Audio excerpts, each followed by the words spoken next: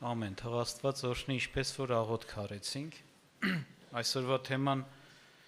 որ ուզում եմ ձեզ հետ կիսվել, այսպես եմ վերնագրել՝ ներել եւ սիրել։ Ես ուզում եմ Տիրոջ կամքից, Տիրոջ պատվիրաններից հիշեցնել մի կարևոր պահանջված բան, որը, այսպես ասեմ, մենք գիտենք Աստծո բոլոր պատվիրանները իրավունք ու արդարություն են։ Այսինքն տեղին է, որ Աստված սա մեզանից պահանջում է, եւ մենք էլ պարտավոր ենք, որպեսզի Աստծո պահանջը կատարենք։ Եթե մի բան իրավացի է, եթե մի բան արդարացի է, եթե չանես, դու մեղավոր մեկն ես, որովհետև չես անում այն, ինչ որ արդար է եւ իրավացի է, պահանջվածը։ Եվ կուզեմ հիշեցնել ձեզ Մատթեոս ավետարանից Լեռան քարոզ, այսպես անվանված Տիրոջ քարոզից մի հատված, որտեղ Տերը բազմաթիվ բաների մասին խոսեց, Աստծո կամքից, արքայության բաներից, եւ նաեւ մի կարևոր, ասենք ասած, պատվիրանի մասին խոսեց։ Նախ մենք հիշենք, որ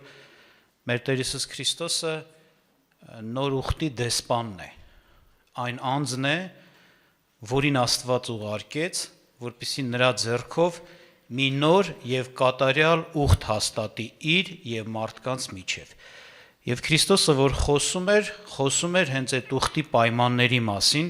թե այժմ, հիմա, իր գալուստով, իր գործով,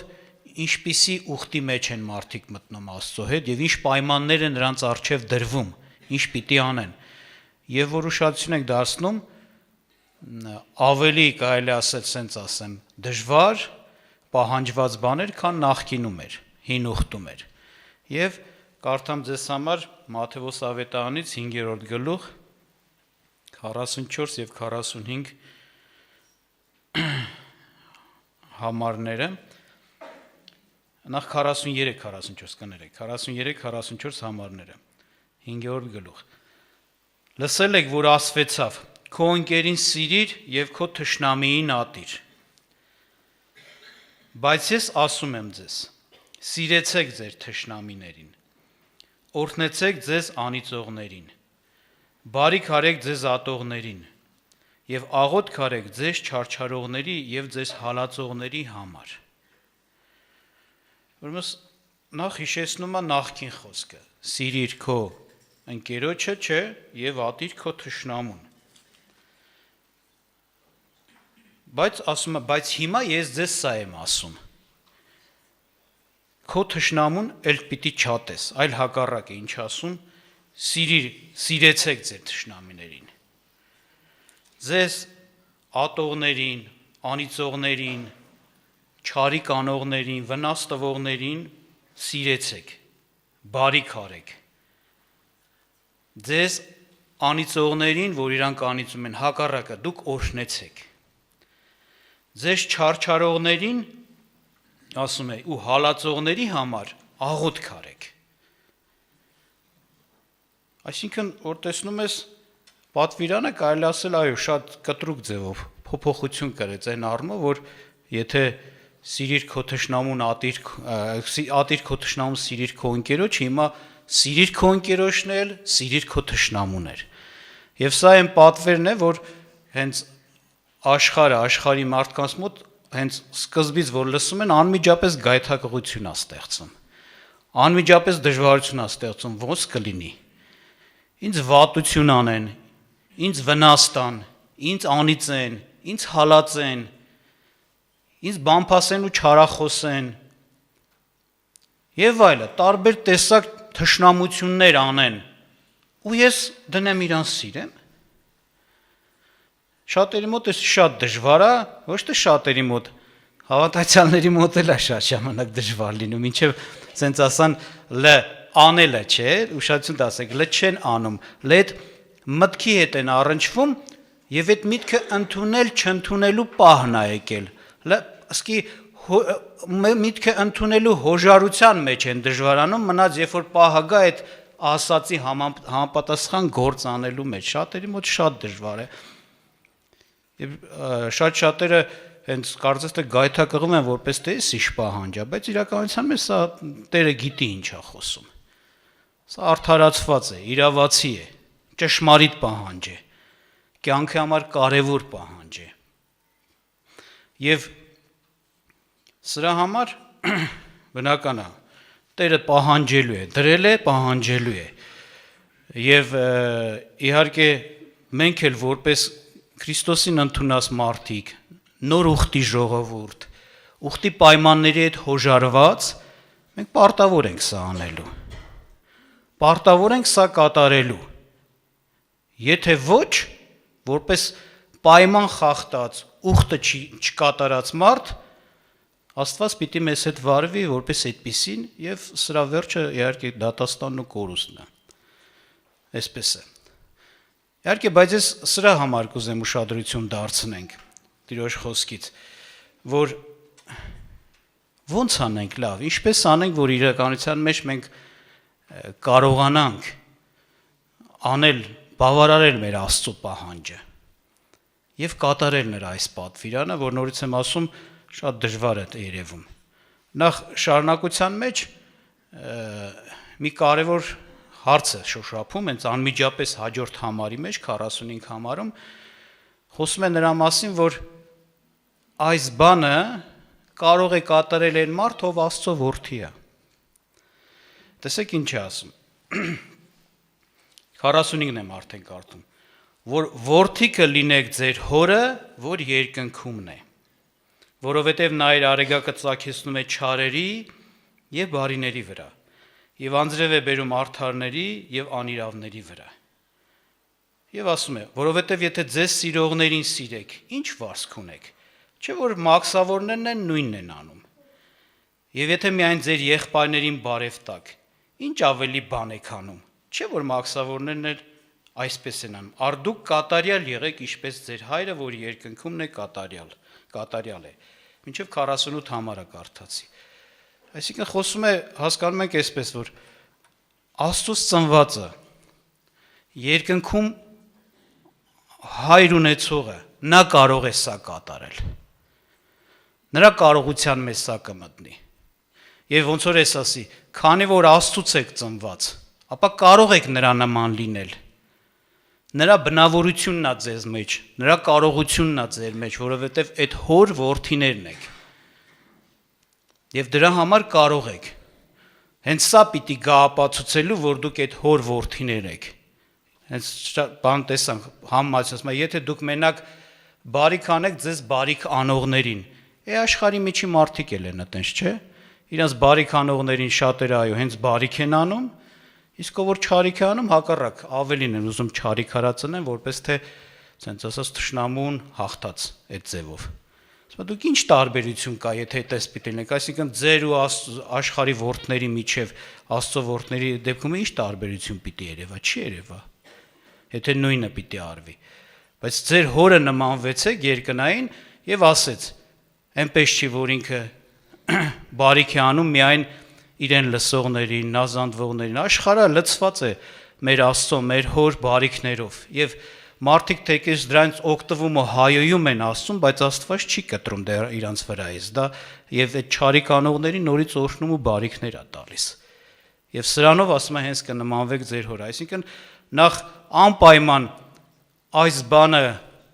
որpիսի մենք այս խոսքը կպատվիրանը կատարենք, մենք պիտի որդիները լինենք Աստծո։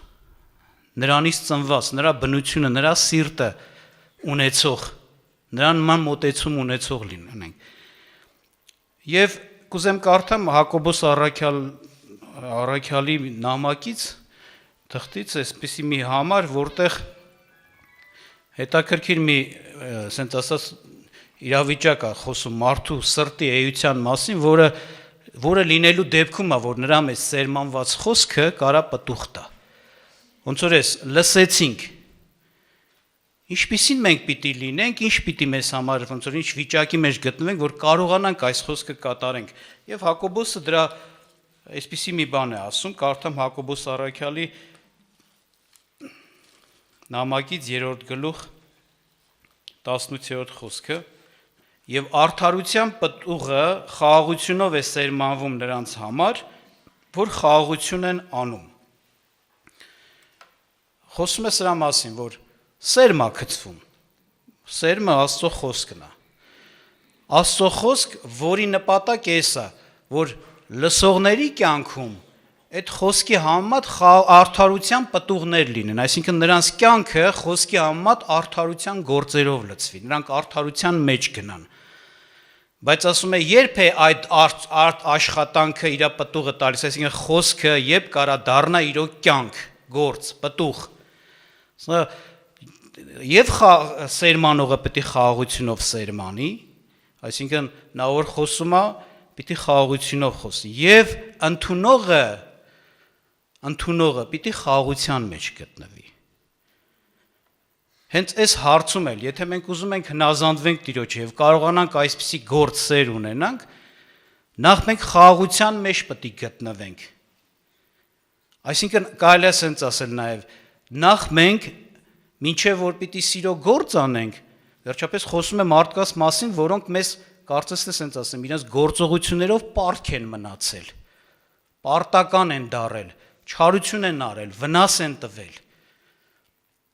Նախ դուք պիտի կարողանաս ներես քո սրտում խաղաղություն ունենաս իր հետ։ Բնական է, եթե մեկը չի ներել օրինակ իրեն թշնամություն անողին, իրեն վնաս տվողին, իրեն ատողին, եթե ինքը իր սրտում պահանջ ունի, եւ այդ պահանջի մեջ անպայման կա որպես արդարացի պահանջ նրա արածի համեմատ նրան հատուցում։ Մարդը այդ է մտածում, չարություն է արել եւ ինքը իր սիրտը հատուցում է ուզում դրա համար։ Գուցե պատիժ է ուզում իր համար։ Գուցե ատելության մեջ է իր վնասն է նույնպես ուզում, որովհետեւ իրան է վնաս տվել, չի ներել այսինքն, պահանջ կա։ Այսպիսի մարդը այս վիճակով, եթե պահը գա, եւ ինչպես Սուրբ Գիրքն է ասում, եթե քո թշնամին հացի կարիք ունի, չէ, հաց տուր, ջրի կարիք, կանի այդ բանը։ Չներած վիճակում, այս սրտի իրական վիճակում, որ նկարագրվեց, կանի չի անի, չի կարող անել։ Իր սիրտը ասենց ասած ավելի շատ վրեժխնդրություն ու քենով է լցված եւ ավելի շատ իր խորհուրդը դիմացինի նկատմամբ նրա վնասն է, ոչ թե նրա բարիքն է, եւ եթե առիթը գա հենց իր ձեռքով անել չանելու չի կարող անել։ Հենց իր սիրտը իր այդ վիճակը թույլ չի տա որ անես։ Անի։ Բնականաբար, որպեսզի մենք Տիրոջ խոսքը կատարենք, առաջի հերթին, առաջի փուլը կարելի ասել նա էսա, որ մենք պիտի նախ եւ առաջ դիմացինի արածները ամբողջ սրտով ներած լինենք։ Հակառակ դեպքում, եթե չկա ներում, կա հիշողություն, կա, ասենց ասած, միշտ էդի վերցնել, դնել, բարկանալ, գրգռվել, պահանջել, չես կարող դու սիրես թշնամուդ, էդի սիրած վիճակ, սիրելու վիճակ չի, չես կարող սիրո գործ կատարես, չես կարող ծունկ ծռել իր համար աղոթ քանել, որ իր համար լավ լինի։ Անհնարին է։ Դրա համար է Հակոբոս ասում, եթե արդարության սերմա գցվում, այսինքն խոսք, որը մարդուն տանելու է արդարության կյանքի մեջ, որպես այդ խոսքը ծլի, աճի, պտուղ տա, հենց կյանք դառնա, այսինքն դու այդ խոսքի համատ կյանք ունես, դու ինքդ պիտի խաղաղության մեջ գտնվես։ Հիմա ես մեկին ասում եմ, սիրի քո թշնամուն, բայց ինքը չներելու մեջ է, անխաղաղության մեջ է այդ մարդու հետ, որտեղ տենում է ջղայնանում է, բարկանում է, բորբոքվում է, իր մեջ կռիվ է տալիս, հիշում է, կատաղում է, ես չգիտեմ, պահանջներ ունի, ոնց կարա ինքը էդի անի, չի կարող։ Դրա համար երբ որ այս պատվիրանը մենք ունենք, երբ որ sense մարդիկ կան մեր շրջապատում, իսկ հնարավոր չի չլինի, որովհետև այսօր աշխարհը այնքան է չարացել ու ապերախտ վատ դարել, որ ոնց որ զորով sense ասած իրանք քեզ գրգռեն իրանց դեմ, ասեն ատի մեզ։ Այնքան վատ բաներ են անում։ Ատենց է։ Ամենքս էլ հաստատ կունենանք այս կարգի մարդիկ, մեր դեմ տրամադրված կամ մեր հանդեպ արած կունենանք։ Որպեսզի մենք կարողանանք մնանք Տիրոջ խոսքի մեջ, Մենք ասի կյանքի համար է նաև լավ իմացեք, Տերը պետք է գա կշռքի մեջ այս պատվիրանի համապատասխան կշեռքն էլ կա, ասենց ասեն, որպես պիտի դրանով էլ կշռի, դու այս պատվիրանը արել ես, թե չէ։ Որպեսզի անենք եւ իրոք սիրո մեջ գտնվենք, ազատ լինենք, ասենց ասած ատելության, չարության մաղձից նաև։ Մեզ անպայման նախ եւ առաջ պետքա ներման գործը իրականացնենք մեզ համար, այսինքն Աստծո օգնությամբ իրական։ Հետո նոր այս սիրո քայլերը կարողանանք կատարենք, երբ որ առիթը արդեն գա, խաղ սրտով, ներած սրտով դու կարող ես նրան մարդուն նաև լավություն անես։ Չարություն անողի չարիքի դիմաց հատուցումը լավությունը, բարությունը լինի։ Եվ շատ տեղերում գիտեք, Տերը զգուշացնում է, Հռոմեացիս 12-րդ գլուխը կարդացեք, ասում է չլինի թե մեկի չարության փոխարեն չարիք հատուցեք, չլինի թե այսպես։ Պահանջ է։ Իսկ այդ հատուցելը նաև սրտով է, երբ որ մարդը դատեր ու դատաստաններ է անում իր սրտով։ Եվ ես կուզեմ, որպեսզի հենց կանգ առնենք մեր ոնց որ ասած ներման վրա, ինչպես Տերը ասես, որ պիտի ներենք։ Նախ հիշենք Տիրոջ ներումը ինչպես է։ Տեսնում ենք Աստված նախ ինքն է մեզ ներել եւ որպես արդարացի պահանջ մեզանից է պահանջում է որպեսզի մենք էլ ներենք մյուսներին։ Միշտ էսի մեր աչքի առաջ պիտի ունենանք։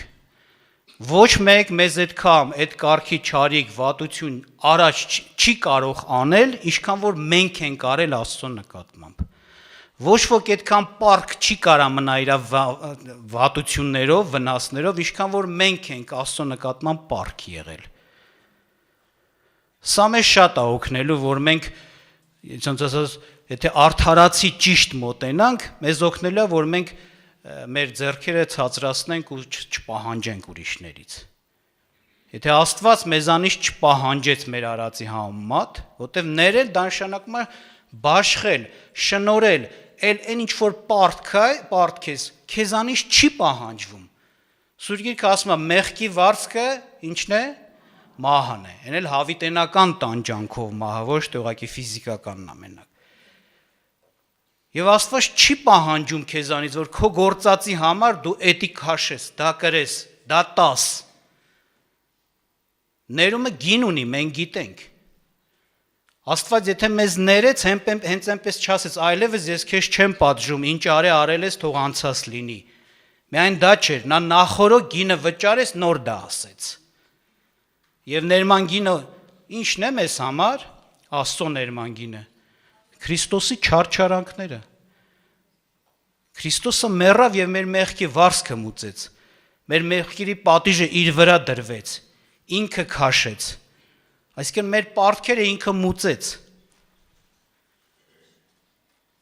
Եվ երբ որ Աստված ներում է մեզ, ժողովուրդ ջան, հետաքրքիր ձևով ենք ասենք կարդում Սուրբ Գրքում, ինքը որովհետեւ պատկերավոր լինի, մենք հասկանանք, թե մենք ասենք ինչ նշանակում ներված լինել Աստծուց։ Հետաքրքիր խոսքեր է օգտագործում, կուզեմ ձեզ համար օրինակ կարդամ Միքայի մարգարեությունից 7-րդ գլուխ 18-ից 19 խոսքերը։ Տեսեք ինչ է ասում։ Ով է Աստված քեզ նման, անօրենություն վեր առնող եւ իր ժառանգության մնացորդի մեղքիցը անց կենող, որ չի պահում իր բարկությունը հավիտյան, որովհետև նա ողորմություն սիրող է։ Գովում է Աստծուն, ասում է, ով կա Աստծուն նման այսպիսին, որ անօրենությունն է վեր առնում, այսինքն ներում է, մաքրում է մարդուն։ Ու այնպես չէ, որ բարկանա ու հավիտյան բարկանա ու էլ չմտածի ներման մասին, միտ չունենա ներելուն, չէ։ Ասում է, նա դարձյալ մեզ պիտի ողորմե եւ նա պիտի ոտնահարե մեր անօրենությունները եւ մեր բոլոր մեղքերը դու կգցես ծովի խորքերը։ Հետաքրքիր է խոսում, չէ։ Ասում է, մեր բոլոր մեղքերը դու կգցես ծովի խորքերը։ Մեկ ուրիշ տեղ Եսայի մարգարեության 38-17-ում չեմ կարդա ձեզ համար կհիշեցնեմ։ Ասում է, Աստված մեր մեղքերը իր մեջքի ետևն է գցել։ Ծովի խորքը, մեջքի ետևը, այդ գիտեք խի ասենց պատկերավոր ներկայացնում, այնց չէ որ բան, Այս պատկերավորություն նպատակ էս, որ մենք հասկանանք, որ երբ որ Աստված մեզ ներում է, էլ չի հիշում այդ մեր արածները։ Որ ասում է մեջքի ետև, այսինքն ինքը, որ մեր հետ գործ ունենում, այս բանով դիրքից գործ չունեն, որ սրանք այս մեղքն են արել, այն մեղքն են արել, այն մեղքն են։ Մեջքի ետև, այսինքն այդ մեղքերը քո արած գործերը էլ իր աշկի առաջին չի։ Ինքը դրան նայելով չի վարվում քեզ հետ, վերաբերմունք ցույց տալիս մեզ հետ։ Մոռացել է, անցկացրել է, մի կողմ է դրել, իր աշկի առաջին չի։ Որպես թե չեղածի նման քեզ հետ վարվում է եւ չի պահանջում ընդհանրապես։ Որպեսզի մենք կարողանանք ճիշտ ներենք ու խաղաղություն ունենանք, ամբողջ սրտով ներենք, ինչպես Սուրբ Գիրքն է ասում, մենք պիտի Աստծո նման ներենք։ Եթե դու ամեն անգամ մարդուն տեսնելիս, օրինակի համար հանդիպելիս, նրա անունը լսելիս, իր արածներն ես հիշում, այսինքն նշանակում է դու չես ներե։ Դու էլ Աստծո նման քո մեջքի ետևը գցի, իր մեղքերը, իր չարությունները։ Մի դիր քո առաջ, քո աչքի առաջ, մի դրանով քո սիրտը լցրու, նորից ու նորից բարկացի, հետո աշխատի նորից խաղաղվես։ Թողնես ու վերջ, ինչպես Տերը թողես մեզ, մեր պարքերը նվիրեց, քեզ լինի, ինչ արել ես, չեմ պահանջում քո արածի համեմատ։ Մի պահանջի, չենք ասում, դրանով ուզում ենք ասենք, գիտեք ինչ, իրանք ճիշտ են արել, որ արել են։ Ճիշտ չեն արել, բայց ես չեմ դատողը մեկ, երկրորդն էլ Աստված ինձանից պահանջում է մոռանալ այդ գործողությանը նայելով չվարվել այդ մարդու մոտ, որ մի կողմ գցել այդ արածները, ինչ որ արել է, սովորական նորմալ հարաբերություն, ոնց որ արած չէր, ինչ ձև կվարվի, այտենց վարվեմ։ Էլի ստեղ էլ մենք ենք բան անում, գիտեք, ինչ որ չափով, ասենց ասեմ, գին վճարում, ինչպես Աստված մեզ ներել համար որդուն տվեց, չէ, գին վճարեց։ Մենք էլ ստեղ ենք գին վճարում, մենք էլ ենք նմանվում այս կարգում մեր տիրոջը, մեր հորը երկնային, գիտեք ոնց, վերջապես իրանք մեզ վնաս են տվել։ Այսինքն մենք ոնց ասած դառնում ենք այդ վնասի պահանջը չպահանջող, որ վնասը չպահանջող, վնասի հատուցում չպահանջող, այլ այդ վնասի բանը մնում է մեր վրա, էլի։ Ոնց օրինակ ես մի օրինակ ասեմ, մեկ եկել է մեքենայից խփել է, ջարդել է, ես ասում եմ ներում եմ, լավ։ Այսինքն ինչ է լավ, այդ ջարդած մեքենան ես պետք է սարքեմ, չէ՞։ Արդեն ես չէ վնասը պիտի քաշեմ։ Այո, այս կարգում մենք ինչ-որտեղ մեր Աստծուն ենք նմանվում։ Բայց Աստված ասում է, եթե ձեր շատ մեղքերը ես ներեցի, արդարա, ճիշտ է, արդարացիա, որովհետեւ դուք էլ ուրիշներին ներեք, հենց այդպես։ Այսինքն մի պահանջիր եւ մի հիշիր։ Ուրեմն Աստված մեզ օրհնի։ Կուզեմ, որպեսզի այս կամով մենք ես ավարտեմ իմ խոսքը եւ կուզեմ, որպեսզի մենք աղոթք անենք Տիրոջը։ Բնական է, եթե ուզում ենք Տիրոջ այդ պատվիրանը, որ շատ դժվար է, կատարենք, նախ խնդրենք Տեր Աստված մեզ օգնիր մեր թշնամիներին, մեզ վնաս տվողներին, հալածողներին, ատողներին,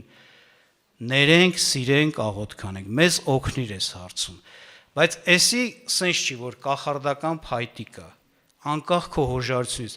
Մարդը նախ հոժարվում է, հենց թեկուզ ներման հարցում, համաձայնվում է, որպեսզի ինքը այդ գործողությունը անի։ Եթե ուժ չունի, չի կարողությունը չի բավարարում, զգում է, որ հասկանալով հանդերձ չի բանանում, այստեղ Աստծո օգնությունն է իրան լինում։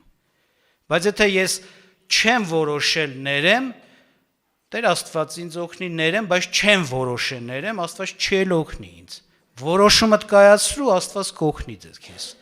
Ներման սիրտ կտա։ Հենց ամբողջ սրտով ներելու, մոռանալու եւ ասենց ասած ոնց որ Տերն անում քո մեջքի հետևը գցելու այդ մեղքը, որ դրան էլ չես նայում, այդ մարդու հետ վարվում ես արդեն առանց այդ գործողույթ արածին նայելու։ Կտա Տերը եւ կօգնի սրանով նաեւ որպեսզի դու հաջորդ քայլը կատարես։ Սիրես եւ օրհնես։ Աղոթք անենք։